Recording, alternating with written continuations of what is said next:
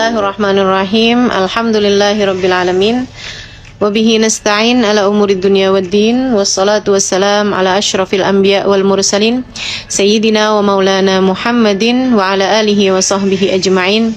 Subhanaka la ilma lana illa ma 'allamtana innaka antal alimul hakim. Rabbi shrah li sadri wa yassir li amri wahlul 'uqdatan min lisani yafqahu qawli. Amma ba'du.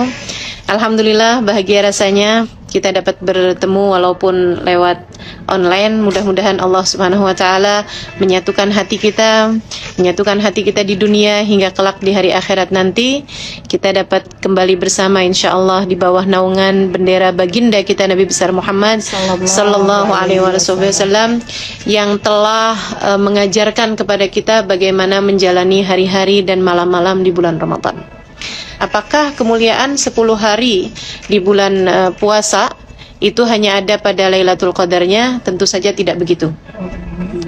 Jadi ada begitu banyak hadiah-hadiah yang Allah Subhanahu wa taala janjikan untuk kita di 10 hari yang terakhir dari bulan Ramadan. Salah satunya di hadis Nabi besar Muhammad alaihi wasallam mengatakan, "Awaluhu rahmah wa awsatuhu maghfirah wa akhiruhu itqun minan nar." Kata Nabi Muhammad alaihi wasallam, bulan Ramadan ini diawali dengan rahmatnya Allah Subhanahu wa taala, ditengahi dengan ampunan dari Allah Subhanahu wa taala, dan di akhirnya ada itqun minan nar, pembebasan dari api neraka. Jadi memang pada 10 malam yang terakhir ini Allah Subhanahu wa taala begitu banyak menyiapkan tiket-tiket pembebasan dari api neraka. Allah Subhanahu wa taala bagikan begitu banyaknya kepada para hamba-hambanya di 10 hari terakhir berupa pembebasan dari api neraka. Ya, memang sebenarnya pembebasan dari api neraka ini sudah dimulai dari awal-awal di bulan Ramadan. Hanya saja di 10 hari yang terakhirnya ini door prize-nya begitu banyak, dilipat-lipat gandakan begitu banyak. Bahkan di hari terakhirnya Nabi Muhammad SAW mengatakan bahwasanya Allah Subhanahu wa taala membebaskan pada malam terakhir di bulan Ramadan, pada hari terakhir di bulan Ramadan, sebanyak bilangan yang sudah dibebaskannya dari awal Ramadan hingga akhir Ramadan. Para sahabat bertanya, "Wahai Rasulullah, apakah hari terakhir yang dimaksudkan itu adalah Lailatul Qadar? Apakah itu adalah hadiah Lailatul Qadar?" Nabi Muhammad SAW mengatakan, bukan. Ini semacam Allah Subhanahu wa taala memberikan bayaran kepada para pekerja yang sudah melewatkan 1 bulan penuh pekerjaannya. Jadi itu hadiah lain selain daripada bulan suci Ramadan. Dan karena begitu banyaknya yang diturunkan Allah Subhanahu wa taala pada 10 hari di bulan Ramadan, sampai-sampai Nabi Muhammad mengatakan, "Lau araftum ma fi Ramadan la tamannaitum an lawi syuhur kullah Ramadan." Andai saja kalian tahu apa yang Allah berikan pada bulan Ramadan, kalian akan berharap andai sepanjang bulan, sepanjang tahun isinya semuanya Ramadan. Itu, dan andai saja kita tahu karunia apa saja yang Allah Subhanahu wa taala bagi-bagikan pada 10 malam terakhir pada bulan Ramadan tersebut. Bahkan ada orang ketika dia dapat sesuatu pada malam terakhir di bulan Ramadan, maksudnya malam-malam terakhir, 10 malam terakhir di bulan Ramadan, mencukupinya untuk seumur hidupnya. Rahmat yang Allah Subhanahu wa taala bagikan itu mencukupinya untuk seumur hidupnya dan menjadikan dia terampuni dosa-dosanya yang telah lalu padahal sudah berpuluh-puluh tahun dia hidup. Hanya dengan mendapati 1 malam saja pada bulan Ramadan, pada malam-malam terakhir di bulan Ramadan. Dan ada dari hamba-hamba Allah yang begitu banyak yang Allah Subhanahu wa taala berikan dan dia dapatkan pada 10 malam terakhir di bulan Ramadan itu, sampai-sampai bukan hanya mencukupi untuk dirinya sendiri, tapi juga menjadikan kedua orang tuanya diampuni Allah Subhanahu wa taala. Dari banyaknya yang Allah Subhanahu wa taala bagikan pada dia pada 10 malam terakhir di bulan Ramadan tersebut. Maka mudah-mudahan Allah Subhanahu wa taala tidak menghalangkan kita dari semua karunia yang Allah Subhanahu wa taala bagikan pada 10 hari terakhirnya insyaallah. Amin.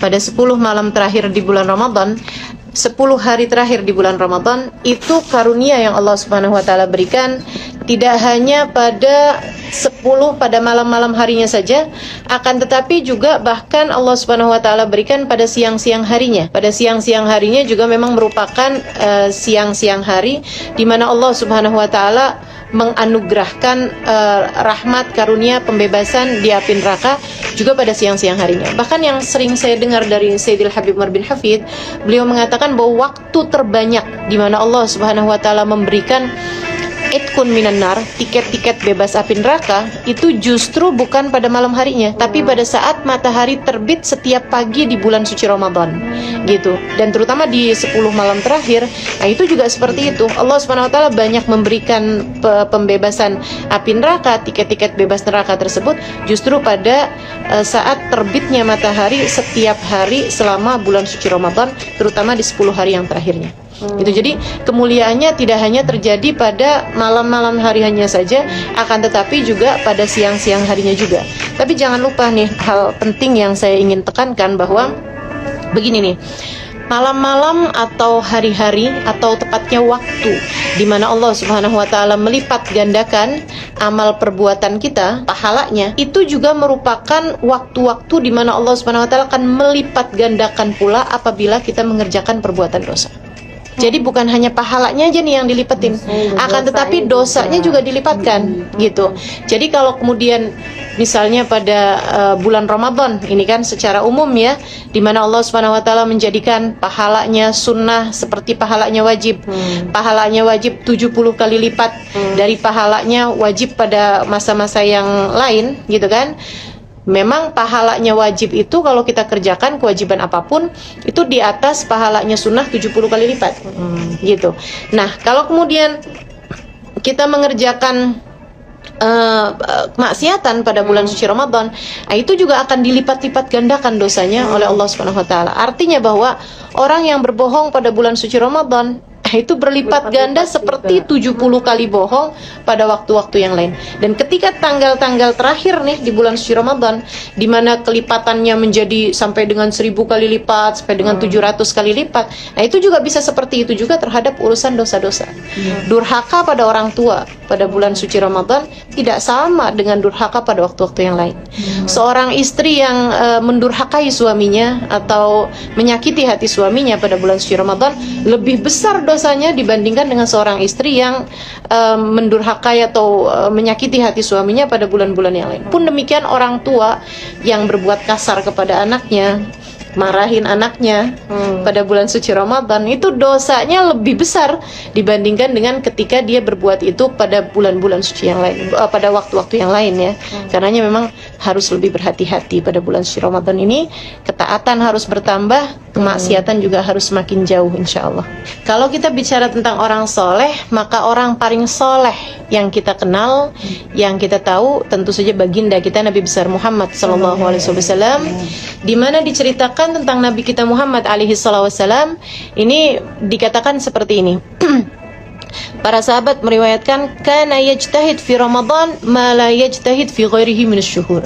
Nabi Muhammad itu di saat bulan Ramadan beliau berusaha, beliau bekerja keras, beliau menyingsingkan lengan baju untuk beribadah bersungguh-sungguh lebih daripada kesungguh-sungguhan beliau di bulan-bulan yang lain. Jadi begitu masuk bulan Ramadan, itu Nabi Muhammad kelihatan sungguh-sungguh dalam ibadahnya dibandingkan dengan di saat bulan-bulan yang lain. Padahal kita tahu Nabi Muhammad di bulan-bulan yang lain saja seperti apa ibadah beliau. Yang diceritakan bangun malam sampai bengkak telapak kakinya itu bukan di bulan Ramadan. Di bulan yang lain itu seperti itu gitu. Jadi terbayang seperti apa kesungguh-sungguhan Nabi Muhammad beribadah di bulan suci Ramadan. Jika para sahabat meriwayatkan, kami nggak pernah ngelihat Nabi ini sampai sungguh-sungguhnya kayak begini dalam beribadah di bulan-bulan yang lain. Gitu. Pada bulan suci Ramadan beliau sangat bersungguh-sungguh. Dan kelanjutan hadisnya, wa kana yajtahid fil awakhir ma la yajtahid fil awail minasyuhur. Nabi Muhammad kesungguh-sungguhan beliau di akhir-akhir Ramadan lebih terlihat lagi dibandingkan dengan di awal-awal Ramadan.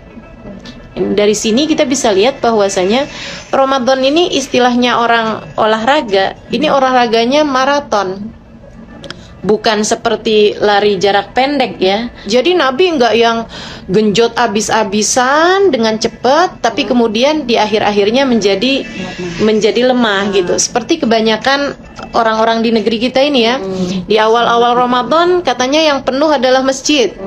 Di tengah-tengah Ramadan yang penuh mall gitu ya, pusat perbelanjaan, belanja-belanja.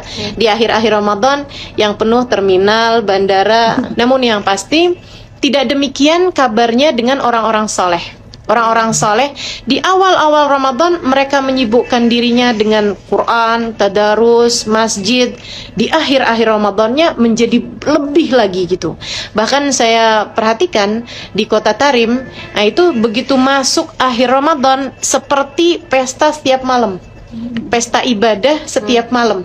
Mereka dari mulai masuk tuh tanggal 20, masuk tanggal 21 begitu ya, itu udah akan mengadakan hataman-hataman di masjid-masjid besar-besarnya.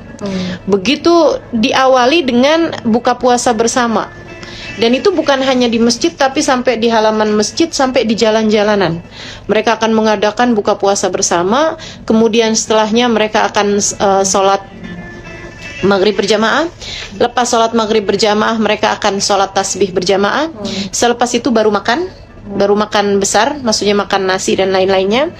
Kemudian sesudah itu mereka akan sholat isya berjamaah. Selepas sholat isya berjamaah, mereka akan mengerjakan sholat tarawih, ya, diakhiri dengan sholat witir. Biasanya bukan hanya 3 rakaat, tapi 11 rakaat. Dia sholatin tarawihnya, sholat witirnya maksud saya. Jadi tarawih 20 rakaat, selepas itu witirnya 11 rakaat. Jadi bukan tarawih tambah witir 11 rakaat ya, tapi tarawihnya 20, lepas itu baru witirnya yang 11 rakaat. Habis selesai itu baru majelis-majelis, ditambah dengan bersama-sama melantunkan dzikir, melantunkan tasbih, melantunkan sholawat, melantunkan puji-pujian kepada Nabi Muhammad, melantunkan puji-pujian kepada Allah tentu saja, dzikir-dzikir sampai hampir menjelang sahur. Acara ini baru selesai. Dan itu mereka lakukan setiap malamnya selama 10 hari terakhir di bulan suci Ramadan, terutama pada malam-malam ganjilnya. Sehingga membuat saya berpikir, nih kalau ibadahnya mereka nih sudah sebegininya ya. Saya lihat ibadahnya orang-orang di negeri kita ini di 10 hari terakhir malah lebih cenderung merosot. Saya khawatir nih surga kalau didapat sama orang-orang kita nih kira-kira di bagian mananya gitu.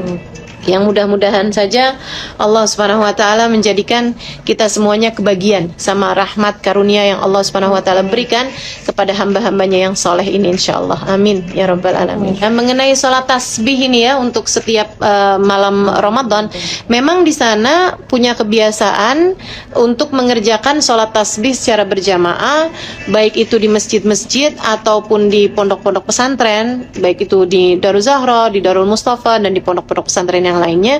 Juga mereka terbiasa mengerjakan sholat tasbih berjamaah selepas sholat maghrib. Jadi sebelum maghrib mereka berbuka, maksudnya mereka menunggu berbuka sampai adzan maghrib. Mereka berbuka puasa dengan kurma, air, dan hanya gorengan sedikit gitu ya, sambusa biasanya gitu. Nah selepas itu mereka akan sholat maghrib dan dilanjutkan dengan sholat tasbih berjamaah. Jadi perut juga sudah mulai agak turun. Baru kemudian sesudah itu mereka akan makan besar sambilan menunggu waktu sholat isya dan sholat tarawih, begitu ya. Nah, sholat tasbih ini sendiri diajarkan Nabi Muhammad SAW kepada pamannya Abbas. Jadi satu ketika Nabi Muhammad SAW berkata kepada pamannya Abbas, "Ya am ala unabbiuka ma in fa'alta bihi ghufira laka ma taqaddama min dzambik." Wahai paman, maukah kamu saya ajarkan satu perbuatan yang jika kamu lakukan akan terampuni dosa-dosamu yang telah lalu? Tentu saja pamannya mengatakan, "Bala ya Rasulullah, tentu wahai Rasul, ajarkan aku itu." Nabi Muhammad kemudian mengajarkannya salat tasbih. "Ya am, sholli 4 rakaat." Wahai paman, salatlah 4 rakaat. Setiap rakaatnya membaca 75 tasbih. Gitu ya. Sehingga satu kali salat itu menyelesaikan 300 tasbih, karena masing-masing kan 75 kali 4, sehingga semuanya 300 tasbih. Nabi mendetilkan kemudian cara sholat tasbihnya ini, dan para ulama meriwayatkan dengan 2 riwayat.